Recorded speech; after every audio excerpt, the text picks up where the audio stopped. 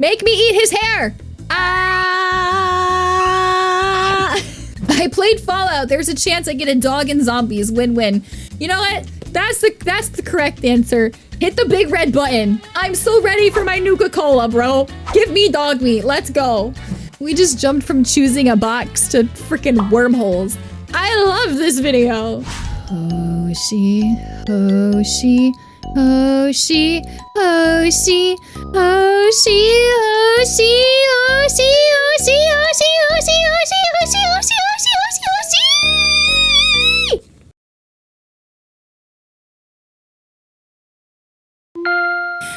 Hoshihoshi YouTube! I am Stellatrix, coming at you live from a starship near you! Today, we will... it all comes back to balls, doesn't it? Today, we will be perceiving something a little bit different. Normally, we react to strictly hee-hee-ha funny stuff, and I try to implant your brain with my gracious nuggets of wisdom. But on this fine day, I give you this paradox that splits smart people 50-50, and I'm really curious to find out if, thank you, Fireheart. I'm really curious to find out if you are on the correct side of the argument. So strap in, strap on, and let's go see. There is a problem that I can't bring up without starting a fight. No, what? It just seems so obvious to me. Now I'm all screwed up, man. It has infiltrated every single Veritasium meeting in the last 2 months. I'm gonna be clear, I've never seen this channel before. So if you're familiar with Veritasium, that's great. I'm not. I've never seen a Veritasium video before. This just got recommended to me and I was very curious. It's trivial.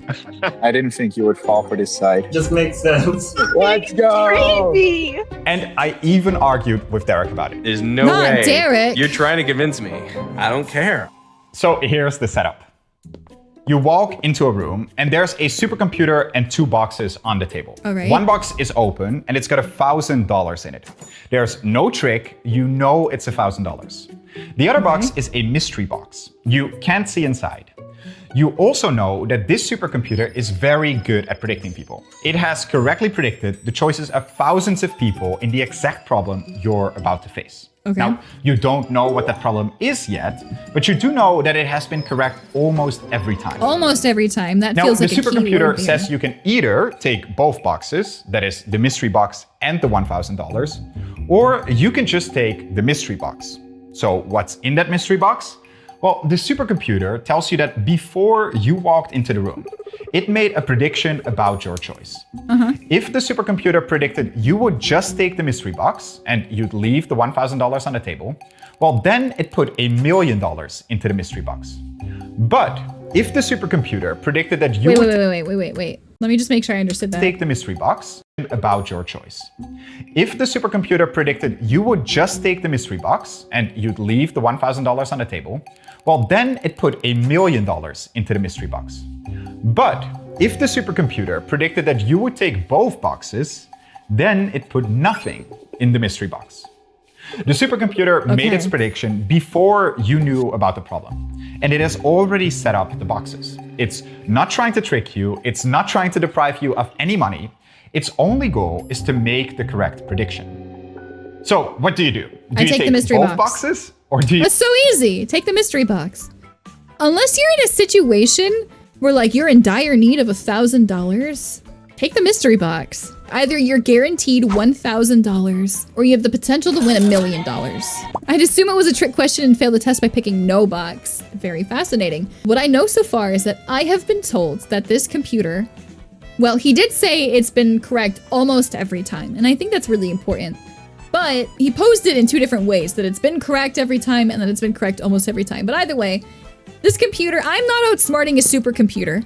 I'm not gonna try to outsmart a supercomputer. If this supercomputer is as accurate as they say it is, then the supercomputer is going to pick the thing that I have already picked. The supercomputer is going to know that I would hands down easily pick the 1 million, pick the mystery box. So I'm getting the $1 million. you just take the mystery box? Don't worry about how the supercomputer is making its prediction. Instead of a computer, you could think of it as a super intelligent alien, a cunning demon, or even a team of the world's best psychologists. Okay, so if you don't like supercomputers, you don't want to think about AI or clankers or whatever, then just replace computer with something that has something sentient that has a high success rate of predicting what people are going to choose. It really doesn't matter who or what is making the prediction. All you need to know is that they are extremely accurate and that they made their prediction before you walked into the room. Pause the video now if you want to think about it. Got your answer? So I should just take 2 boxes, like obviously. What do you I'm just gonna take the $1 million. See, this is why I knew this video would be interesting. Freak, what do you mean, obviously you take 2 boxes? And go with it. Of course you take 2 boxes. I would pick both boxes, I think. I would not get the 2 boxes. I think I'm taking both boxes. Let's go. Okay. This is seeming less paradoxical than I thought. Because It's not really a paradox. I should just go in and take the mystery box only. No. Yes. What? Yeah. There are 2 camps. Yeah. 1 boxers who would take only the mystery box, and 2 boxers who take both. But as American philosopher Robert Nozick wrote, to almost everyone, it is perfectly clear and obvious what should be done. The difficulty is that these people seem to divide almost evenly on the problem, with large numbers thinking that the opposite half is just being silly. This is known as Newcomb's paradox, named for its inventor, William Newcomb. The Guardian newspaper polled over... Chat, what if they were gonna name a paradox after me, what would be Stella's paradox? My level of stupidity and intelligence existing at the same time? 31,000 people about this problem in 2016. What? 53.5% were 1 boxers and 46.5% were 2 boxers. Okay, so if you picked both boxes, you are in the minority. It's not a big minority, but you are in the minority. Now, if you find it hard to see why anyone would pick the opposite side, well, here are the arguments for each camp. I don't find it difficult to understand why the 2 boxers pick the 2 boxes. You're guaranteed $1,000. It's not a stupid choice to make. You're guaranteed $1,000. It's not a stupid choice to make. I think what it comes down to isn't trusting whether or not the thing that's doing the predicting is right. It's trusting yourself. Or it's being overzealous in your own abilities. And I'm not sure which one it is yet. It might be both. It could be arrogance in thinking that you can outsmart this thing, that you can be the one person to outsmart the thing, thus playing yourself. Or it could be that you trust in yourself enough to know that your choice is clear and that the thing will guess correctly because you are so self-assured that obviously this thing with a high track record is going to get it right for you. It comes down to ego. That's what it always comes back to ego. Everything always comes back to ego. Look, I'm a reasonable guy and I like money, so I'm gonna do whatever gets me the most money. So let's go weigh the outcomes of both of these decisions. First, I'm gonna say that the probability that the computer predicted my decision correctly is gonna be C.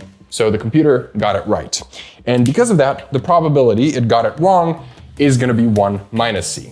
So let's look at what happens if I try the 2 box. There is a C chance of me getting $1,000 and a 1 minus C chance of me getting $1,001,000. If I add these 2 together, I get a weighted sum, which is gonna tell me how much I can expect to get if I try the 2 box. That's fair.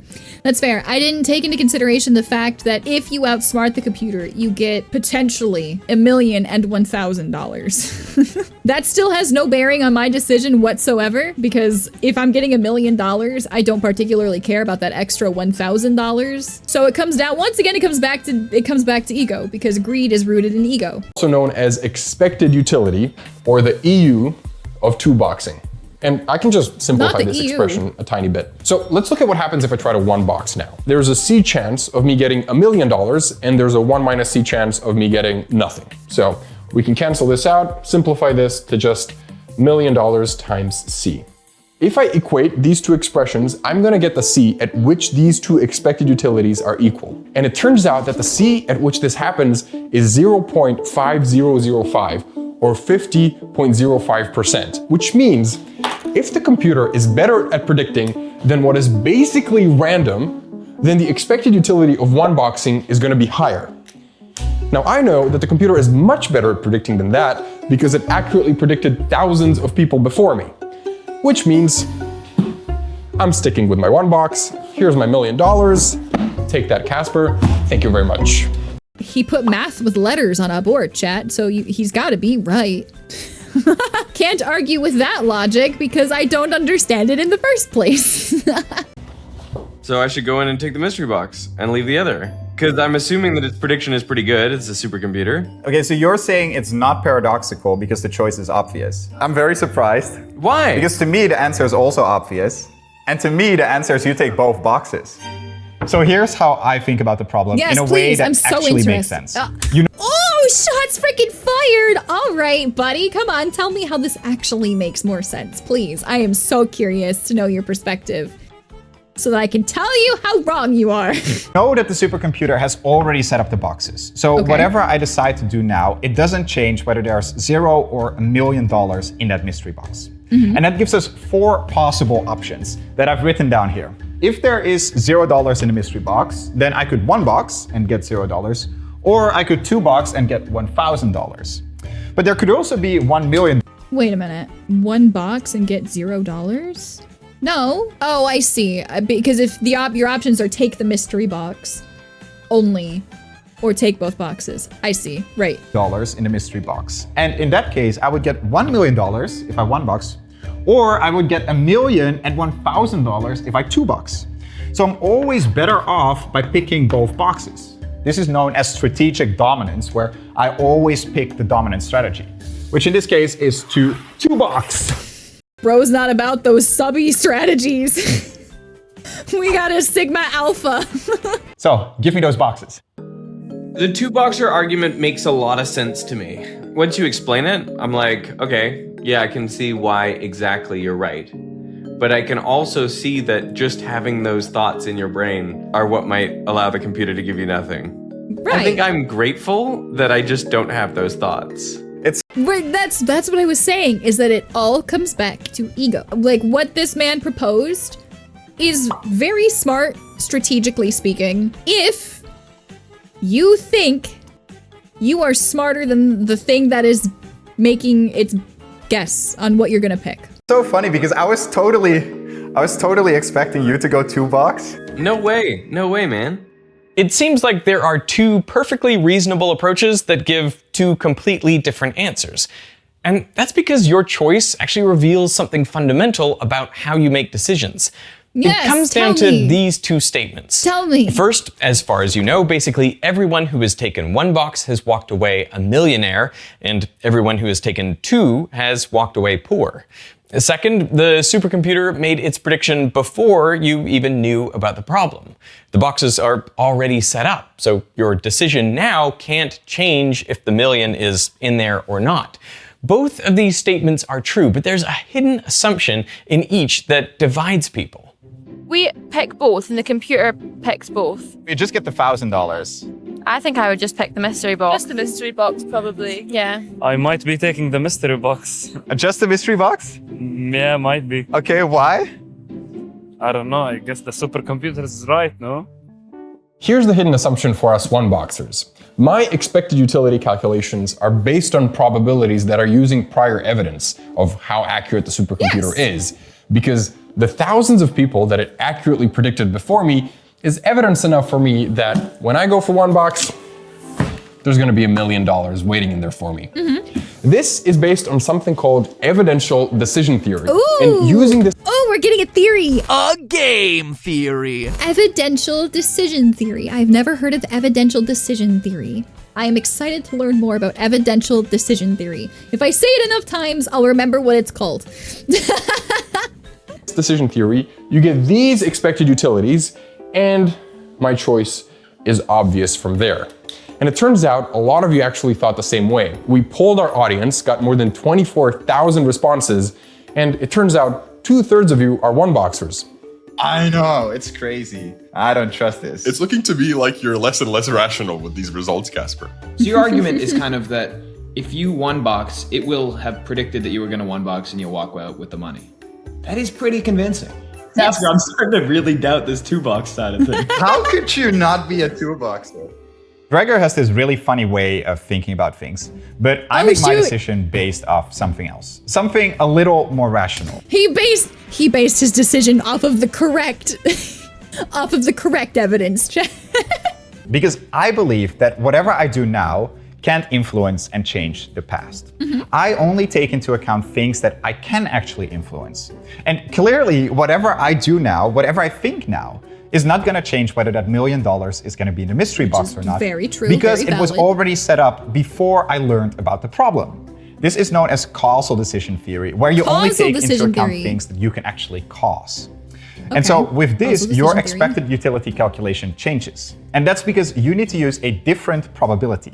One where you could actually cause that $1 million to be in the mystery box or not. So right before the supercomputer made its prediction, there was some probability that it thought I was going to 1 box. I know, it's weird, but bear with me. So let's say that probability is P. Then that's the probability that I'm going to use in my expected utility calculation. And the expected utility to 1 box is just going to be 0 plus $1 million times P. That's pretty good. But the expected utility for 2 boxing is going to be $1,000 plus $1 million times P. But that's just the same as the expected utility for 1 boxing plus an extra $1,000. So no matter what the computer predicted, my expected utility is always higher by picking both boxes. So of course you're gonna 2-box. Anyone in their right mind would pick both boxes. No, because if the computer has been right all of the time, or like exceptionally high amounts of the time, then it's going to have assessed that you are the kind of person that would have made this series of logical connections. So once again, it comes back to ego. Do you trust that you are smarter than the computer? Do you think you're smarter than the thing making the prediction? It's made the prediction before you're in there. Whether I have faith in this thing being 90% or 100%, it actually doesn't really matter. I think you guys are imposing your will on the does. He's cooking, bro. Like, yeah, you guys Just a random he's cooking, bro. No, but that is a good point. Let's see what he says. think that your decision, whatever you think now, is gonna change the past. That's called wishful thinking. Yeah, But it's not changing the past. I'm trying to look at this from a perspective that isn't based in ego. And I'm struggling to look at it from a perspective that isn't based in ego. So he says it's wishful thinking because you're changing the past. But it's not. It's accepting the reality that is presented to you. This computer is right almost all of the time. So if the computer was right like 50% of the time, like they mentioned earlier, that might be different. But we were told that the computer was right almost every time for thousands of people. Or every time, depending on which part of the video you're watching, because they have gone back and forth on that a little bit. So you're not changing the past. You are being told this thing has a really high chance of guessing correctly on which one you'll pick. And it comes down to whether or not you trust that it will pick what you picked. It will read you correctly. come on, I'm 2 boxes. It only makes sense. I'm back with Casper. Exactly. Welcome No. to Camp 2-Boxers. I'm not losing $1 million. It was never in the room, man. You're gonna walk into a room and there's either money in the room or there isn't money in the room. Your question is, do you pick it up? Of course. We're trying to do you a favor here. You're not doing me a favor because your decision making does not affect your little thought does not change God's mind, bro. Exactly. He says God. In this case, it's not God necessarily, but like the point he's making is correct. Is that like your decision process you can't change the future. The other guy is talking about you can't change the past. You can't change the future. The decision's already made, and it's already been made based on the process, the logic you used to make your decision. Henry, if you convince yourself that you're a 1-boxer, you've convinced the machine. Yes. I don't believe that. What do you mean you don't? I don't believe you convincing yourself should impact what the machine thinks of you. Because often you're just walking into a room and it's already made the prediction. You can't impact it, you know? So whatever you think is more important, whether that's the evidence of the supercomputer's accuracy or the fact that the boxes are already set up, well, that affects how you calculate the expected utility. And because both of those assumptions are true, both camps have valid answers. Yeah, they're both valid. If there's no right answer, then they're both valid. But I simply don't see the continued belief in the logic behind what this man says. Why would you be the one person that outsmarts the supercomputer, I guess? It's a valid choice to make, as long as you accept that it is gambling and it's not certain. Both decisions essentially are gambling and not certain. It all comes back to ego. Is this just a meaningless problem? Well, not really. Aren't all Because it problems actually meaningless? reveals a surprising amount about 3 important questions. Does free will exist? What does it mean to be rational? And is there an ideal way to act in life? Ooh. For example, the only way you're going to win this game is to already be the kind of person to 1 box, but then 2 box at the last second anyways. That's the only way you're gonna get $1 million and $1,000. But some would argue that that itself is impossible. If the predictor is so good, let's say it's 100% accurate, Okay. then that's not even possible. Would you say that's true? Yeah. This feels like a God of War Ragnarok moment. Where the fates are like, you're gonna make this terrible decision! And then Kratos has to either make the terrible decision or not make the terrible decision. You will die, Kratos of Sparta. But you called him the destroyer of fate. There must be a way to subvert destiny. There is no destiny, Puck. My friend and I had a conversation years ago that ended in this conclusion. You're a slave to your own will. Damn. Yeah, you are. So we're right back to, does free will exist? And I'm not talking, is there a God that imposes will upon you? But if there is no God, does free will still exist? Because can you really choose your will? Then a follow-up question is, if such a perfect predictor would exist, does that mean that free will doesn't exist? Because you're saying there's nothing you can do in between walking into that room and making your decision that ends up changing what was predetermined. That's right, and maybe this reveals where I'm coming from. So before they give their perspectives, I'm gonna give mine. I do still think free will exists. I think just because there's a pattern doesn't mean free will doesn't exist. It just means you're human. You can change your patterns of your own accord, but just because something else can predict what you do doesn't mean that those patterns were imposed upon you. It just means it's good at reading patterns and making predictions based off of those patterns. And that's exactly what I wanted you to say, dear mind slave.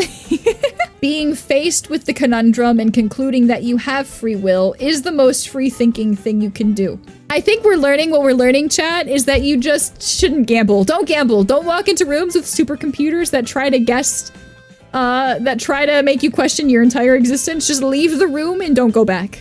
You were doing just fine before you entered the room. You'll do fine afterwards. And I think where I'm coming from is maybe free will doesn't exist. I come down on this point of like, free will is an illusion, but our world operates in a way that is indistinguishable from free will being real. And therefore you have to act as though it's real, as though it's 100% real.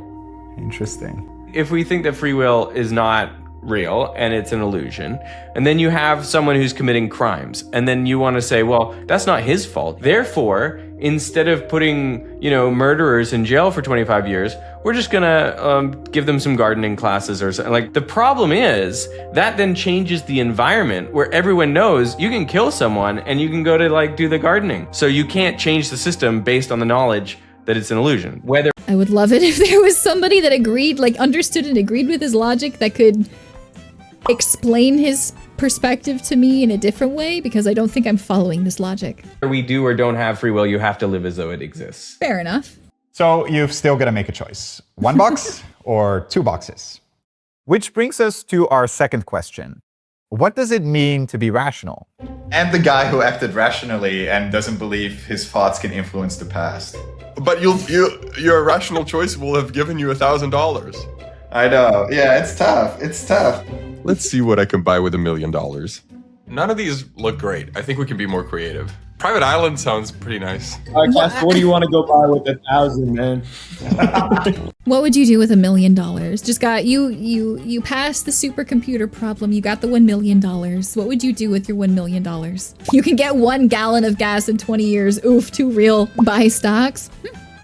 What stocks? Have you put any consideration into which stocks? Gift subs to Stellatrix. How much gamer subs can you buy with $1 million if you use discount code CHACHA for 10% off your order? Do you get dehydrated a lot?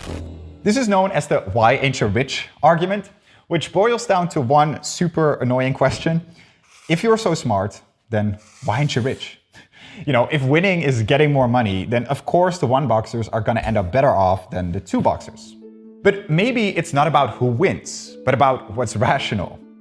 In their 1978 paper, philosophers Gibbard and Harper argue that the rational choice is to pick both boxes, although they do admit that two boxers will fare worse. They instead say that the game is rigged, and if someone is very good at predicting behavior and rewards predicted irrationality richly, then irrationality will be richly rewarded. That is fair. But I think that's a bit of a cop-out, because really, Newcomb's paradox reveals something surprising. That sometimes, in order to be a rational person, you must act irrationally. There's one question of what's a rational person. Oh, I like There's another his hair. question of what's a His hair looks so cool. It's like a tasty snow cone. I want to eat it. Editor Coon, by your heart, make me eat his hair.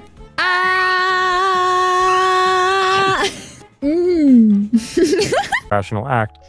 Most of the time, rational people do rational acts. Sometimes they just don't. And I think this is analogous to the situation in the prisoner's dilemma. In the prisoner's dilemma, Oh, I love the prisoner's dilemma. Yes. and another player compete for money. The prisoner's dilemma. In the prisoner's dilemma, you and another player compete for money by either cooperating or defecting. If you both cooperate, then you get 3 coins each. But if you defect and your opponent cooperates, then you get 5 coins and they get nothing. And if you both defect, you get 1 coin each. So no matter what your opponent does, you are always better off by defecting. But if you play this game not once, but repeatedly, then everything changes. All of a sudden, you're better off by cooperating. What's a rational society? A rational society is full of cooperators. What's a rational person? Maybe a rational person is a defector. And normally you might expect a rational society is made up of rational people. But I think it's familiar that rationality at one level isn't compatible with rationality at the other level.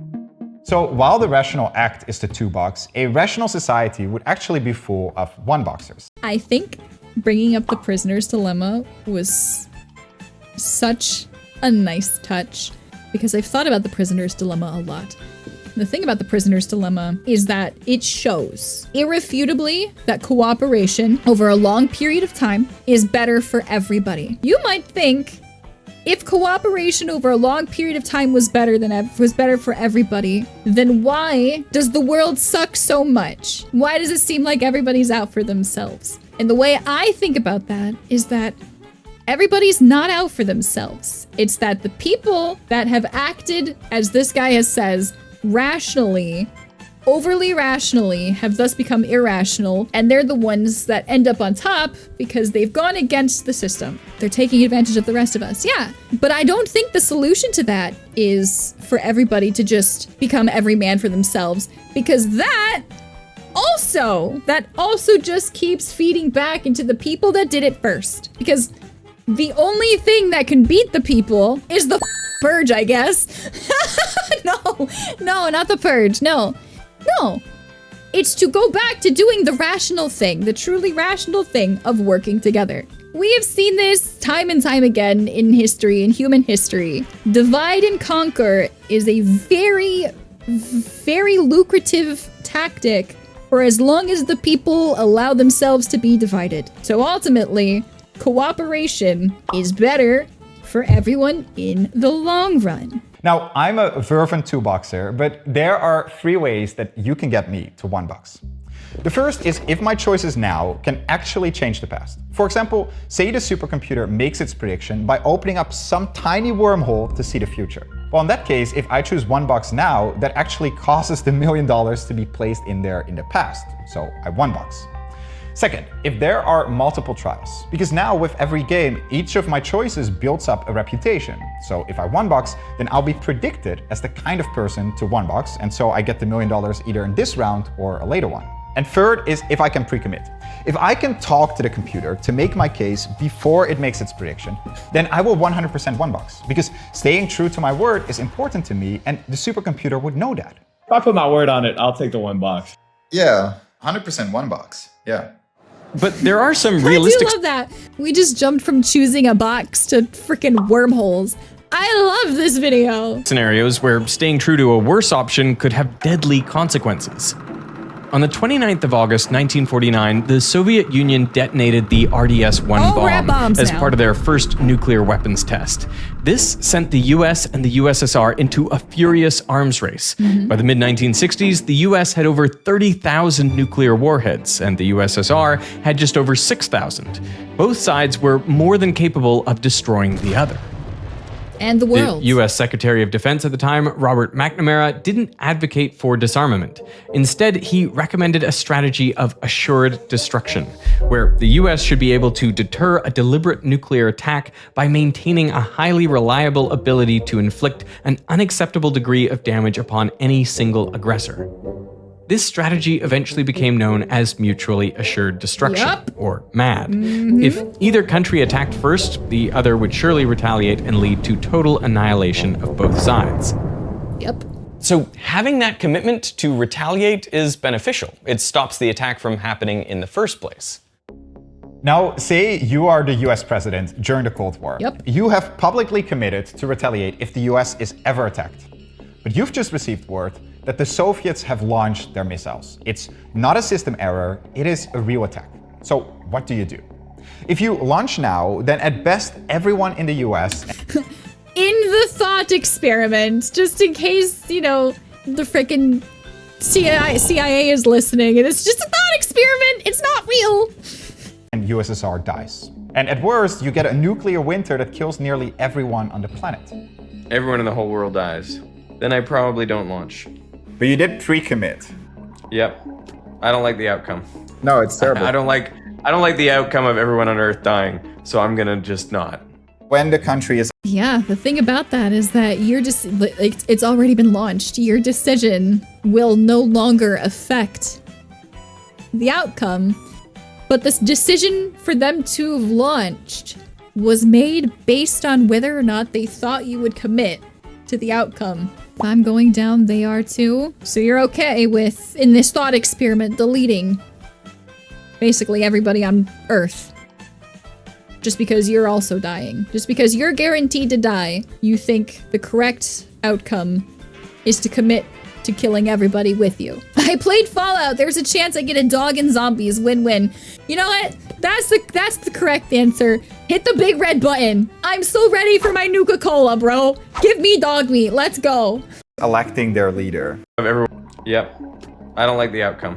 No, it's terrible. I don't like the outcome of everyone on Earth dying, so I'm gonna just not. Valid. When the country is electing their leader, which leader do you want to elect? Do you want to elect someone who's crazy and is always going to press that button? Or do you want to elect someone who makes the seemingly rational choice of saving people and not press that button? I think you want someone who maintains the posture of always pushing that button. That's right. And then you want someone who secretly will not actually push that button. There is an inherent risk there, which is that if anyone finds out, you're exposed. There's this other game theory interaction in the game they call chicken. You're both driving your cars at each other. The worst thing is if neither of you swerves, because then you both die. But you win if the other person swerves and you don't. The best strategy in this game is to visibly take the steering wheel out of your car and throw it out the window so that the opponent can see that you've done that. Now they know you cannot swerve. You're this mad dog that's just going straight ahead.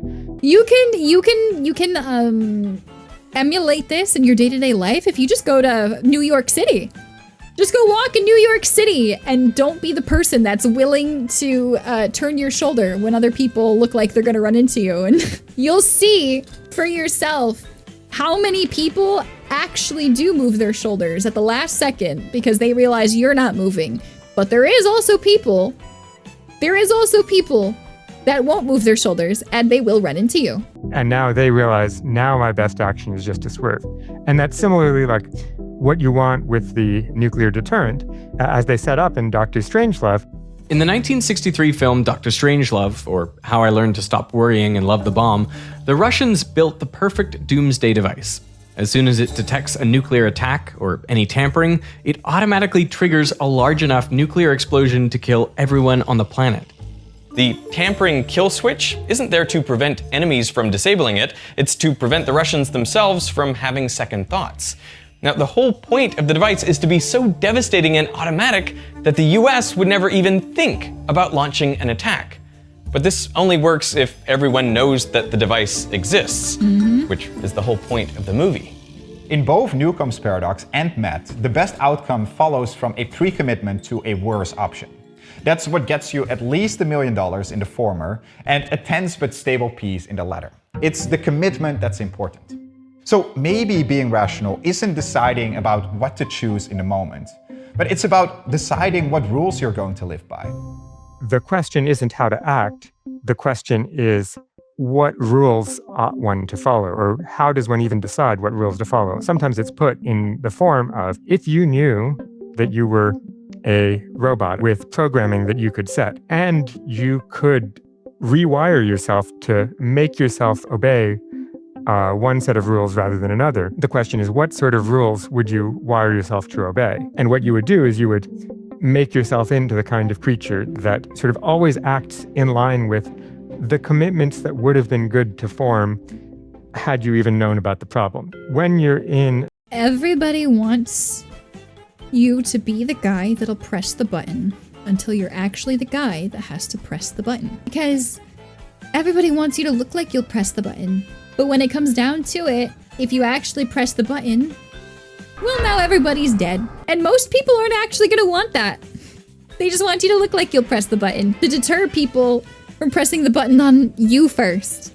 You know, it's almost like the solution isn't have sociopathic people in charge that will press the button. It's almost like the solution is maybe just choose a better problem. Don't create the situation where people have to press the buttons or think about pressing the buttons. Maybe we just shouldn't have the buttons. There's an idea. A situation like the Newcomb case, you would end up finding yourself think, if I had been able to make a pre-commitment, what pre-commitment would have been the good one to make? The good pre-commitment to make would have been to be a one-boxer. And since I've already wired myself up to be the kind of person that lives up to all the pre-commitments I would have made, then I'm already, in effect, committed to one-boxing. That's the other thing, is that I know no matter what I do, everything else I have done up until that moment is guaranteed to make me look like I will take the one box.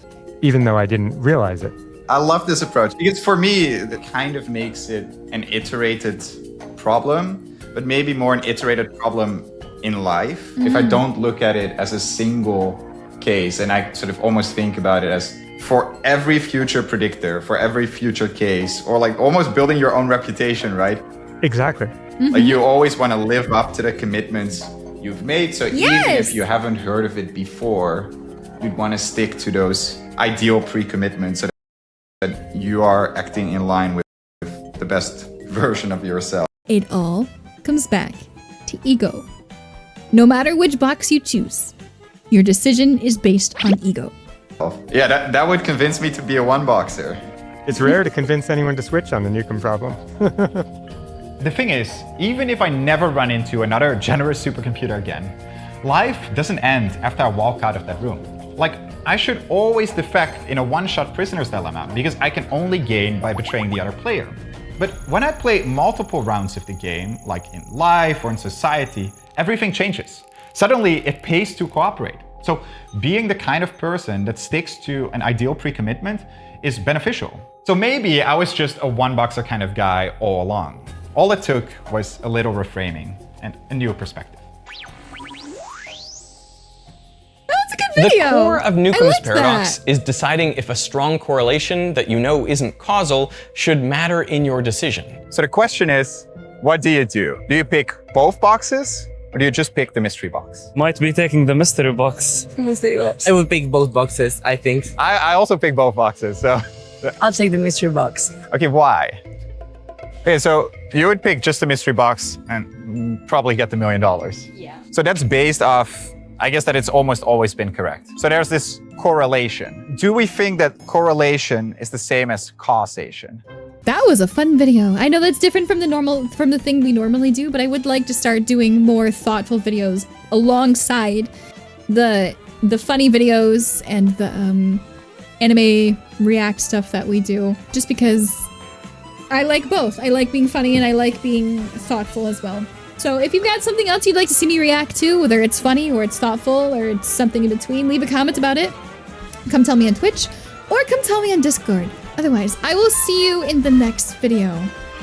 As always, Space Cowboys, remember, it is never goodbye. It is always, well, unless the supercomputer predicts that it's not always, in which case it's not. Good later. Until next time, Space Cowboys. Bye-bye. Oh no, I'm gonna trigger my audience. I'm sorry, let's go perceive.